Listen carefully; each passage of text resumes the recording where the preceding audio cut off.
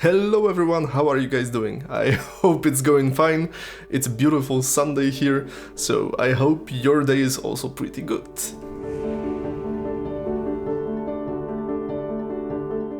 You guys remember this? This was day 16, and I promised you we're going to do a little bit of improvement in here. Let's jump in and see what changed in here. What do we have in here? I actually prepared a easily switchable version of we either run version 1 or version 2. That's gonna be useful at the end. Alright, so let's take a quick look at version 1. So first and foremost, there was quite a lot of code repetition in here. Second thing was that I actually am working with strings. So I'm using strings to target the valves, or rather to call the valves. This is not too bad, but it means we are copying a lot of strings. It also means actually we're comparing a lot of strings. And as usual, comparing strings is kinda expensive. So if we could get rid of that, that would be great. So we're back again at the main, and here we go, day 16, version 2. First thing that I did is I actually separated valves into two different structures. So one is valve internal, which consists of strings, but bear in mind it's not public, it's a private construct. And then we have the actual valve, so we have the public valve, and this one uses indices. And as you can see, it's just unsigned integer. We no longer use strings, we use indices here. In the first solution, our map was a hash map, so this is one of those things that I improved. We are actually using a map. It contains valve labels, which are still strings, and valves themselves, and those valves are using indices really. So those indices correspond to the valve labels in here. That's the important part. So when we read the input, we have the internal valves. Then we extract from them the valve labels, which is in here. And then we sort it, because we always need to start from AA. That was actually a mistake I did later down the line, but never mind. And then we grab the indices, the all possible indices, and then we just create new valves for each and every internal valve with the indices now.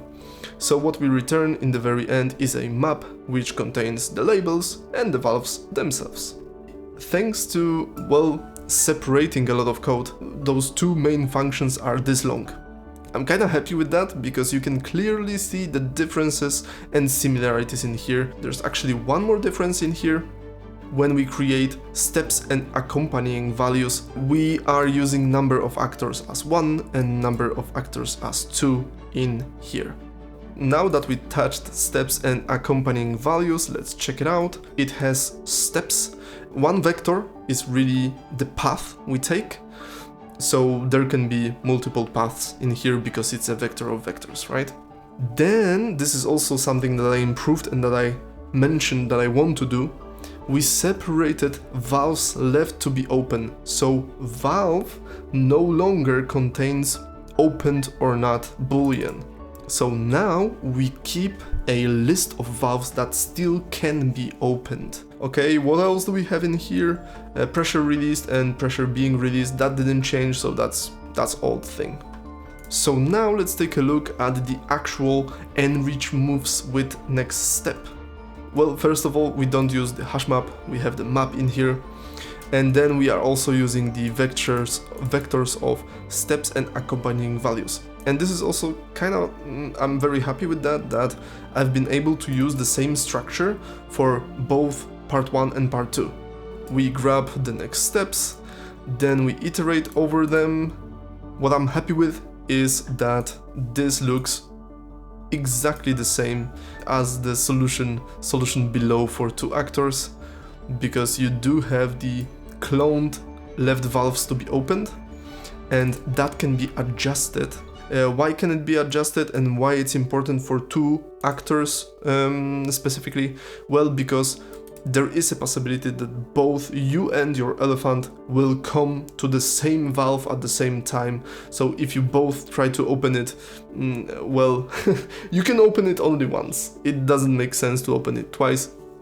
It will not release more pressure. So we need to, well, keep that in mind. Then we have filter out back and forth moves. We go through all the moves that we cover currently, and if any of those is moving back and forth, it gets filtered out. We've got the get maximum number of moves, keeping the moves from growing indefinitely.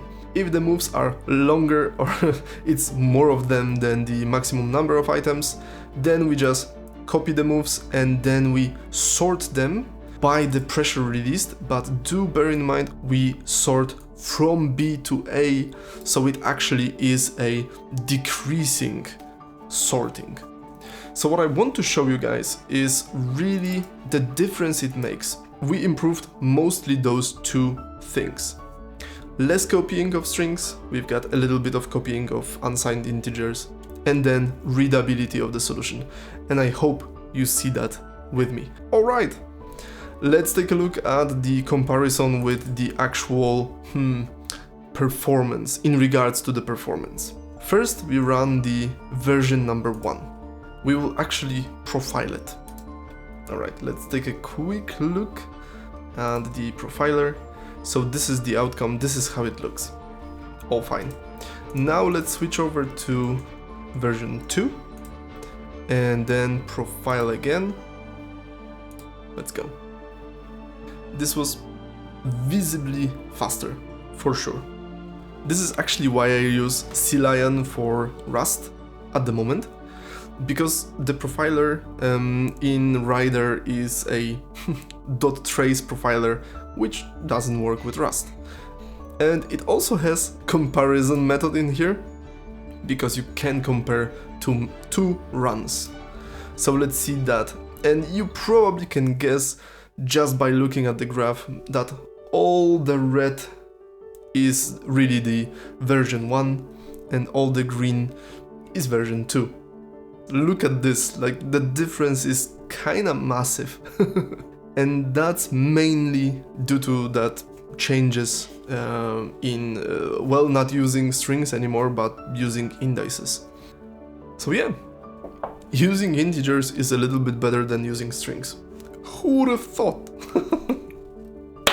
Thank you very much, guys. I'm very happy you've been here. I'm very happy I had the chance to improve day 16. I'm actually really proud of it.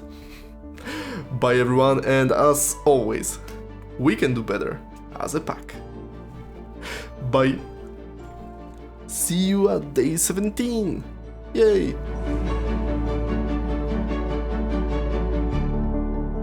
Hello everyone. How are you doing? So this is one of the and I just realized we could also just return true in here. No, never mind. Scratch that.